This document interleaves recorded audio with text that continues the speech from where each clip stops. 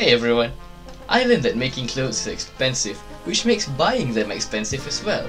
So, in order to make sure my clothes are always in good condition, I've decided to wear anything other than clothes. Producing a tokusatsu or special effects series like Ultraman or Godzilla is expensive. Why? There are just so many elements needed to put a show together. Making miniature set pieces of many different environments, from hills to different planets to cityscapes, and then destroying them in the process of filming. Not to mention, Ultraman is a TV series with many episodes, so there are many set pieces to be built. But that's just one part of the story. The other part of the special effects illusion are the monsters and aliens that oppose our hero. These giant figures, along with our Ultraman, are actors in rubber suits. These guys make up a good essence of the show. Gomorrah, Alien Baltan, Red King, Alien Icarus, Twin Tail, you name it, these iconic figures were definitely the most important to the shows, and in fact, these guys are what people tune in to watch most of the time. People want to see these guys in rubber suits bring mayhem to the world. However, making suits is expensive with a capital E. Even the original Godzilla film, which only featured one big guy, had two suits made for the big G. To make a suit, you need wire to build a frame, metal mesh, latex, molten rubber, and some other stuff. Oh, and you can't cheap out on this stuff, or else the suit won't last 2 days exposed to the actor's moisture and moving around in the suit. Not only that, but it takes a lot of time for the design and sculpting crew to make the suits according to the designer's vision. Now, imagine all of that workload for 39 weekly episodes, and later 50 plus episodes. TV budgets were also pretty tight compared to films. Ultraman was the most expensive show made at the time. Therefore, some smart decisions needed to be made so that excessive wastage doesn't happen. Enter the act of repurposing suits. Modifying a suit to make it different enough to use for another monster or alien. With this, the bulk of sculpting and wireframing the suit from the ground up is no more, saving a lot of materials and money. The only things they need to do is to add stuff onto the suits or to remove stuff. It's genius! It also helps a lot since Ultra series enemies tend to only make one appearance, so it's so resourceful to repurpose these suits as much as they can. In fact, this has been in practice since the very first entry in the series, Ultra Q. I'd say this practice was rampant in the Showa era. Ultra Q is a series best summed up as a horror anthology flick. The show was already pretty financially restrained during its production, but Tokyo Broadcasting Service wanted it to have monsters to capitalize on the kaiju craze from Godzilla and his friends.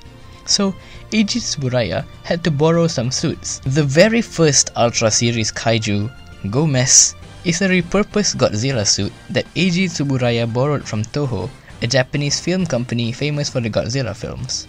A lot of this info I'm referring to is from Easter's Kaiju Compendium, which details a lot about every individual Ultra series kaiju.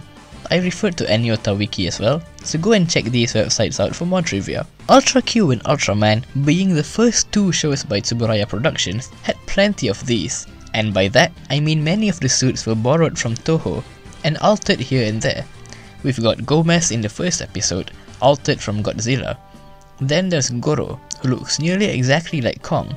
The Otohime dragon is the same prop as Manda. The props were also used multiple times, like the Rodan prop, which was used twice to make Litra in the first episode and later Larugius. In the transition from Ultra Q to Ultraman, some suits were also carried over. Surprisingly enough, this didn't happen as many times as you'd think. There are two examples in this situation. Garamon, a huge robotic monster in Ultra Q, was brought back as Pigmon, a good human-sized monster, and the suit had few alterations. Ragon was also brought back later in the series. Ultraman, however, had many instances of taking suits from its own series and repurposing them. The designers, mainly Toru Narita, were very smart in altering the suits just enough to save costs while still creating an entirely new enemy. The first monster of this series, Bemula, was later modified into Gyango. Its totem pole-esque marks on its body were meant to distract viewers from the old suit being used. The Gamakujira suit was used for Skydon. The ancient monster Gomorrah suit was modified into Zaragas. I'm quite surprised actually that they didn't modify Gomorrah a lot, because the brownish dinosaur beast archetype and structure could easily be a base for many monster designs. But that brings us to the next category, the deteriorated suit. Suits, like many of us, undergo depreciation, wear and tear over time. The suit conditions worsen due to cracking materials, tears from the practical stunts, and exposition to moisture could damage the suit. So they have to find another way to utilize them if they have to create new enemies. The 7 robot from Ultra 7 was made from an earlier Ultra 7 suit which was already deteriorating, so they covered some of the bad parts with new additions and made him into Robot Ultra 7. Another famous one is Detton. The writers of Return of Ultraman wanted to bring back Telesdon, but the suit was not in its best condition and they tried to doctor what they could and just changing him into Detton instead. A pretty horrid looking kaiju compared to Telesdon. They justified this later by confirming that the two monsters were in fact related. By Ultra 7's time, the series didn't nearly have as many reused suits. This is because during the time of Ultra 7's productions, the company had greater financial freedoms. Firstly, Tsuburaya had gained goodwill from the breakout successes of Ultraman and Ultra Q, so a higher budget was given. Secondly, Ultra 7 was proposed to not fight as a giant all the time, so that saved a lot of costs for construction and set pieces.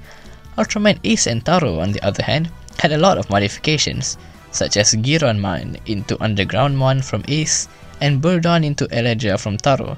During this time, the company also had some other projects, so the monster suits were cross-exchanged between these projects. Gorgosaurus from Mirror Man was modified into Oil Drinker in Ultraman Taro, and Spyler from Zone Fighter bears a lot of resemblance to Vakishim and Verocron, both from Ace.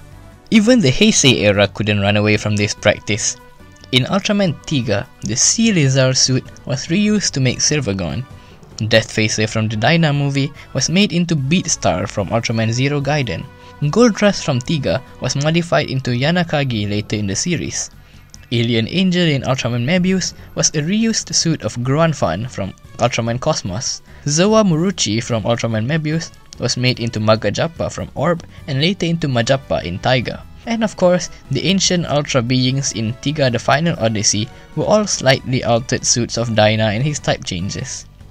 Of course, that's not to say that these reused suits are just money-saving schemes, which have no soul. Far from it. These suit modifications have been cleverly used. What comes to my mind first is incorporating their features into other suits.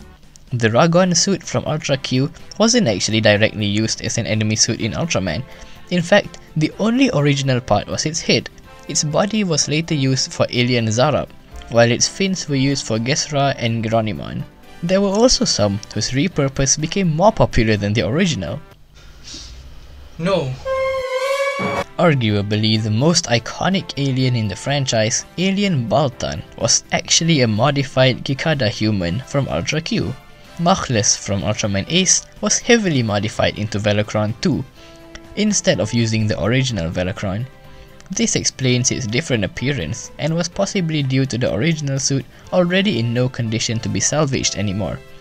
While both of these are popular, Cameraman was used as Alien Zeton, albeit with different angled heads. The old Ultraman Type A suit was also remodeled into Imitation Ultraman, and an Ultraman Leo prototype suit was remodeled into Alien Valky for Ultraman Taro's season finale. Although of course, we have to talk about the most famous repurposed suit, Dinosaur Tank into Rigger. The Frilled Monster Jiras is the monster that comes to mind when reused suits are brought up. And seriously, even Ultraman here is telling Tsuburaya to cut the act.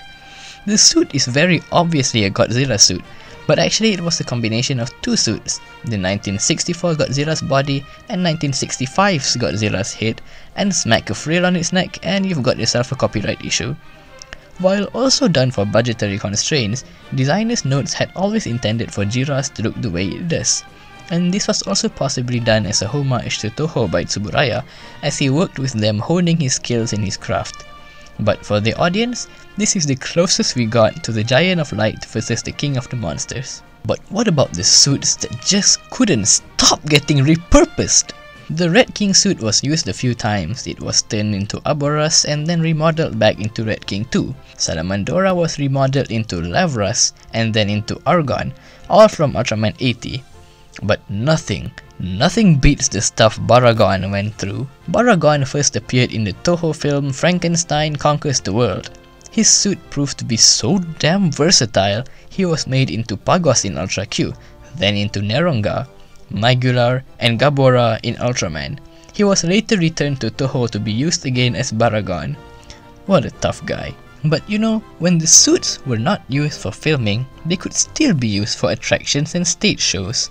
For these purposes, the suits had to be constructed less robustly, like having a less rigid internal wireframe, so that the guys inside don't collapse from the weight and heat when entertaining kids. Busted suits were used for stage shows with some modifications, but were also sometimes remodified to come back to the show. Ultraman Taro did the lot with these, with 3 in a row, Alien Mephilas, Eleking and Bamstar, and man, you can tell that these guys have seen better days. Most of the Ultra Fight suits and Redman suits were of this variety as well, both being low budget series. After looking at all these, the work done behind the scenes was really splendid to bring to life some memorable enemies. Who knows what Alien Baltan will look like without this practice in place.